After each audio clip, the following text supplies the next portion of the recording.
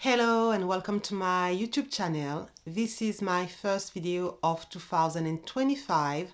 So first of all, I wish you a very happy new year. I hope you had a great time during the holidays.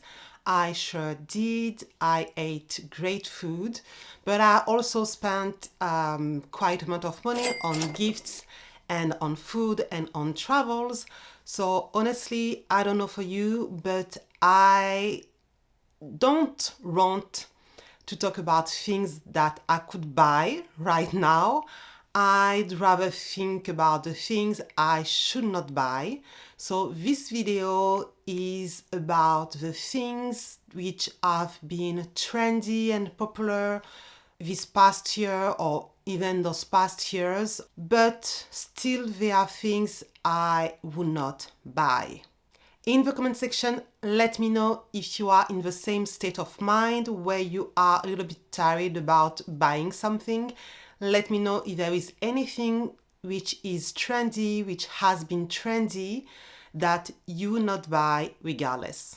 I haven't talked a lot about hair lately on my channel, but I'm still interested about hair products. And there was one product which has been trendy for the past couple of years, and it is the unbrush. It is a hairbrush that is supposed to be really great at detangling hair, and I've seen people review it with different type texture, including my hair texture, which is afro, very kinky, coily, fussy hair type. So I thought it was interesting. I thought about buying it until I remembered that this is not the first very popular trending detangling brush. In the past, I had tried a few and I was never blown away by the result. It seems that for my hair, for myself, what works the best to detangle my hair is a simple wide tooth comb.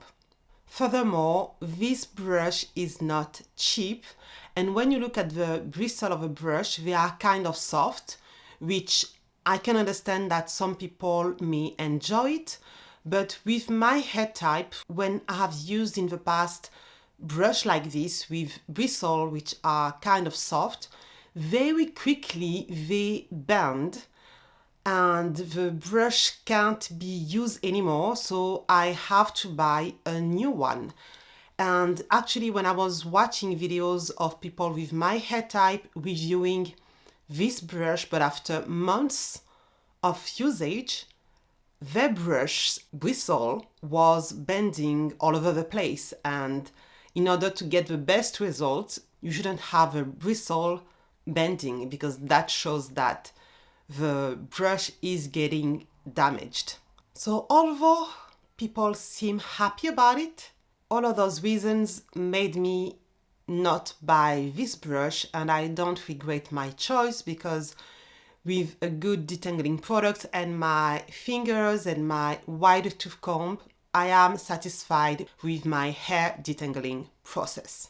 The second product I would not buy, although it has been very trendy again those past 2 years, especially last year, are anything related to the skincare brand Rhode, which belongs to the celebrity, what's her name? She's not that famous to me. She's more famous among young people. That's Hailey Bieber, the Justin Bieber's wife. So she's younger than me. She has her skincare line like many other celebrities, and it has been trending a lot in the skincare community. I've looked into it because I love skincare, so I just like to know what's out there. The brand itself doesn't seem sketchy compared to others I've seen. The products don't look bad. The price are not affordable, they're not cheap, but they're not super expensive either. So I have nothing wrong to say about the product themselves, but I don't want to spend my money on celebrities' brands. I've never done it. For them, this type of business is just a side job. to make more money thanks to their celebrity status, and I'd rather spend my money on a new brand, on an upcoming brand that is the focus of someone. I'd rather make them the opportunity to make more money if their products are great. But even if we look at huge brands which are already making a ton of money, I still rather give them my money because that's their business, that's their focus. It is skincare, it is makeup. That's what they do. It's not a side job. I don't know what you feel about it. I know that in the United States especially, it's not a new thing for celebrities to have brands.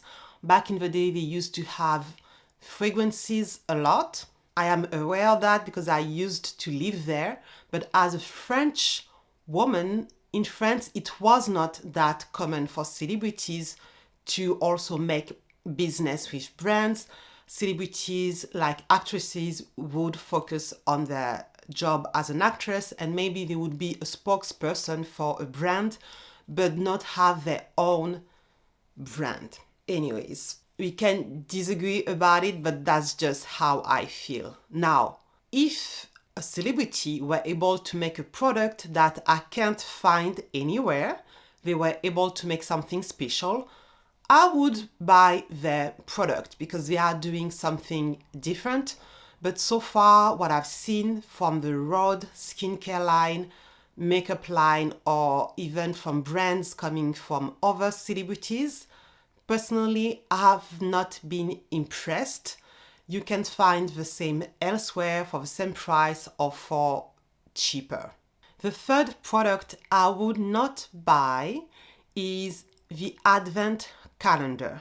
Well, we are kind of past that now, but those past weeks I've seen many brands and websites launching their Advent calendar, and I never understood the point. I'm talking about beauty Advent calendar. In France, usually the Advent calendar used to be a calendar with chocolate for each day inside, and internationally, it has changed into an advent calendar where every day you can find a new jewelry, a new skincare, a new makeup products. And to me, it is a huge waste because I really doubt that I could buy any advent calendar and be happy with every single product that is in it. And obviously, one advent calendar sold for, I don't know, 10,000 people. It is very unlikely that all of those people will enjoy all of the products in the advent calendar. Obviously, if you don't like something, you can always give it to someone. But if I buy something for myself, I want to make sure that I at least think it's going to work for me before I give it to someone else. If I give it to someone else, it's because I was unlucky and what I thought would work did not work. But I'm not going to buy something where I already know that this, and this other product are not going to work for me. Also, you get so many products at once that I don't know how I would be able to use up those products. And although I do videos about beauty and skincare, I make sure to use my products until the end unless I get a bad skincare reaction from it. But that's why I try to do. So although there are many products I like, I don't buy all of them at once. I have a list of products and I buy them over time to make sure I'm gonna finish what I have on time before the product expire, because skincare and makeup can expire. So yeah, the advent calendar are not for me at all. The fourth thing I think that I would not buy and that I didn't buy in 2024, although it was extremely trendy, is a collagen mask. Now for 20 and 24, the one that has been very trendy was a collagen mask from the brand Biodance. It is supposed to give you this glass skin that everyone has been trying to get for the past year. It is the last trend to get, and that is something that is trendy in Korea. I've seen videos about this mask. I've looked at the ingredients about this mask. I have nothing wrong to say about the ingredients. The ingredients they use are ingredients that I use in my different skincare products like niacinamide, galactomyces, or hyaluronic acid.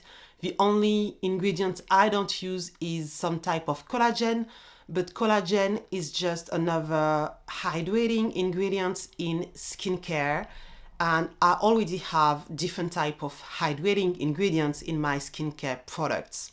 When I saw the result on people's skin claiming that this mask would give an amazing glass skin, I must say I saw two different type of results. First on TikTok and Instagram, where most of videos have some type of filters on it, whether it is a light or strong filters, I can see them. So I couldn't be impressed by those videos. Then I saw videos on YouTube where, yes, the finish was good on the skin, but I don't find the finish to be any different than if you use a exfoliating mask and then a good amount of moisturizer. So to me, this mask doesn't do anything more than other products that already exist can do. Furthermore, it is a waste when it comes to ecology, because those masks have their own individual package. So the sheet of the mask is not biodegradable. And then in order to put the mask on your face, you have to separate the sheet with some plastic that you also have to throw away. And then on top of that, there is the packaging that is around this mask that you have to throw away. And on top of that, you have the packaging where you have the 4 different sheet masks, because it is sold with a pack of 4. So it's a lot of waste. I don't think it's worth it. I'm talking about this mask, but I also feel the same with a hydrating sheet mask, which have been trendy for a while now, which is why you have never seen them on my channel, although I have been aware of them for a very, very long time. I'm not a fan of any single-use skincare mask for these reasons. And on top of that, it is not cheap. I looked at the price and it's almost like €4 for one application, and in one package, which is approximately €22, you only have 4 sheet masks. So let's say you use it once a week, which in my opinion for this type of mask, twice a week would be probably better. But let's say once a week, then for €20, you can only use it for a month, but you have wasted so many plastic along the way. And with this type of product, the results are immediate result, but if you use it once a week, you can't expect long-term result. Maybe if you use it more often, you will see long-term result as well, but that means that the price would increase. Anyways, I don't see the point of buying those masks. There are other type of masks available which are sold in a tube, and the waste is way less that way with the same results. The fifth and last type of beauty products I would not buy and I did not buy in 2024 are the red light therapy mask. I've talked about this already years ago on my channel because I've been aware of those masks for a very long time. And they've been trendy online for quite some time, but I think that in 2024 they have been way more trendy than ever. And my reasoning is that nobody knows if they work and nobody knows about the impact long term. I am not talking about the red light technology, which have been used for a long time by athletes to heal their joints and their muscles faster, or the medical devices which have been used by dermatologists for healing but also for anti-aging for a while. But those medical devices are medical devices using this technology which has been proven. The red light masks which have been sold everywhere for the past few years are not the same. There is some engineering behind those red lights. The power they have, their placement, the distance of the red light compared to your skin, all of this and more matter. But with those products, we don't have much information. But what's really cool about these studies, aside from the fact that they were well structured, they had really objective data when it came to outcomes, is the fact that they used an LED device to achieve those results and not even a laser. However, the LED device they used was the medical grade Omnilux, which looks like this and which has specifications like this. Nowadays, we talk more about the red light aspect because everyone is obsessed with anti-aging and the red light is supposed to help with that. But this type of mask also have often other colors, like the blue color, which is supposed to be good for acne. And when I heard about this technology years ago, I was more interested about the blue color. While I was investigating that, I learned that the blue light was not good if you are black or if you have a dark skin complexion because it can create hyperpigmentation. And the only light that seems to be okay with dark skin was the red light. Now, more recently, when I investigate those masks, I've found out that even the red light can cause hyperpigmentation. And for now, the people who spoke up the most are people who suffer from melasma.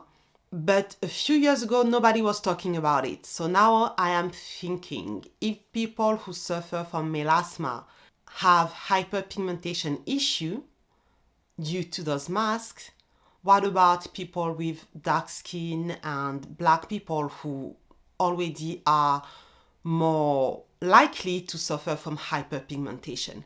There is not much information about it. So for now, I'm still not interested in those masks because when it comes to anti-aging, my skin is not desperate to get something like this. Now, especially since they are very expensive, I am pretty good and okay with my skincare, but I'm still looking at it to see what's gonna happen with this technology. I'm looking at it to see if there would be more control about all those masks which are put out there. I'm waiting to see the long-term results on people's skin, which we have not seen yet. And those masks are all really expensive. So buying something that expensive without knowing much about how they are made and the results and the risk for my skin does not make sense to me because, as I said, I am not desperate to get anti-aging benefits from it yet. I don't know what I would say in 10 years, but for now I am not. So I'm still gonna be investigating those masks, but for now I don't find them reliable enough to spend 500 euros on it. As said in the introduction, let me know in the comment section what are the trendy products you've seen but that you will not buy. Let me know if you have bought any of the products I mentioned in my video, and let us know in the comment section if you have enjoyed those products for your hair or for your skin. We can all have different opinions. We all have different skin, different hair. We're not supposed to all love the same product. So I love to have your feedbacks. Once again, I wish you a very happy new year and I will see you on the next video. Bye bye.